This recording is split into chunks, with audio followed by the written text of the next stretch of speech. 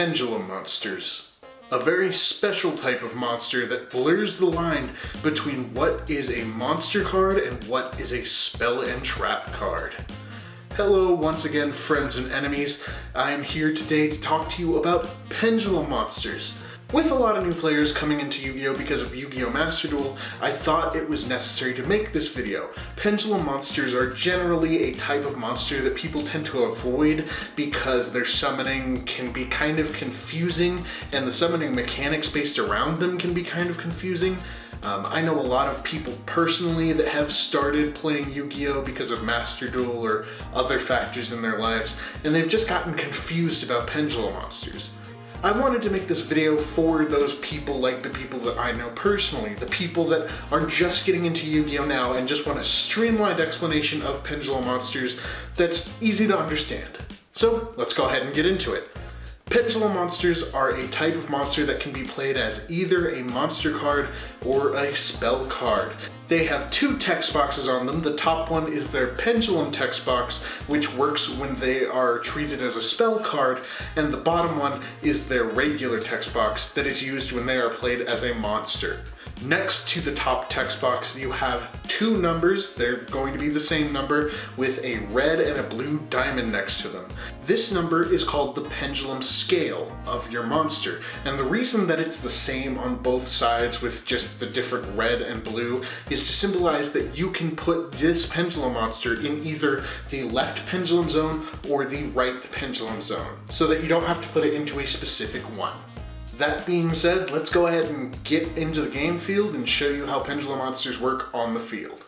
Here you have a regular mat with your 5 monster zones, your 5 spell and trap zones, and your pendulum zones are going to be in your furthest right spell and trap zone and your furthest left spell and trap zone.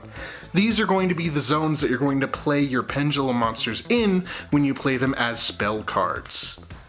When you play a Pendulum Monster as a monster card, they work the same as any regular monster card. Any monster between levels 1 and 4 can just be played. 5 and 6 require 1 tribute, and 7 and higher require 2 or more tributes. When you play a Pendulum Monster as a spell card, it's going to be put into either one of your pendulum zones. When a Pendulum Monster on the field, either in the monster zone or in the pendulum zone, is destroyed, instead of going to the graveyard, it'll go face up in your extra deck zone.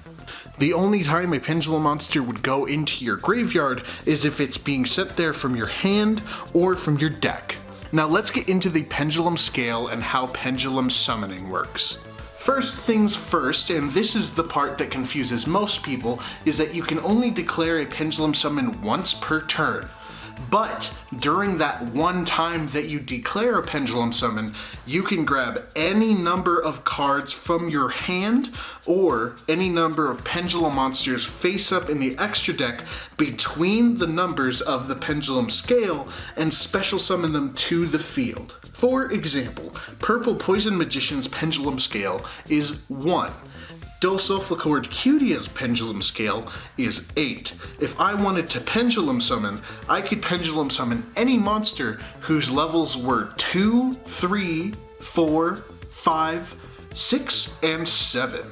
So, let's say that in my hand, I have my level 6 Libromancer Agent, and face up in my extra deck, I have Time Gazer Magician. During my main phase, I have no monsters on my monster zone, and I'm about to lose. So I declare a pendulum summon.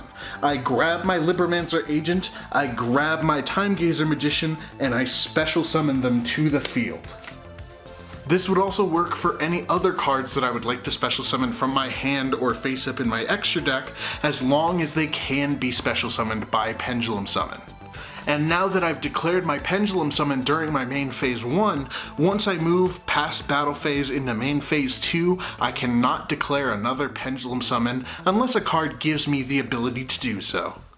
And that is it for Pendulum Monsters. I just wanted to make this short, simple video to explain how they work, all of the different ways that they can work, and how they can help you in your dueling. Pendulum Monsters were generally disliked back when they first came out. I disliked them at first, and then I very quickly flipped my switch on that. I love Pendulum Monsters. They're one of my favorite summoning types that have come out in the past years of Yu-Gi-Oh! And I believe that Pendulum Monsters just need a little bit more power behind them.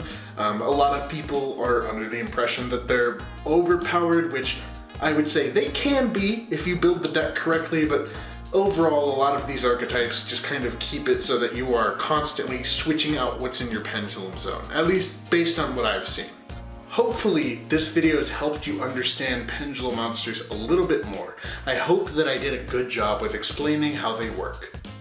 That being said, hopefully we can all go out there and make some pendulum decks together. Until next time, drink your water.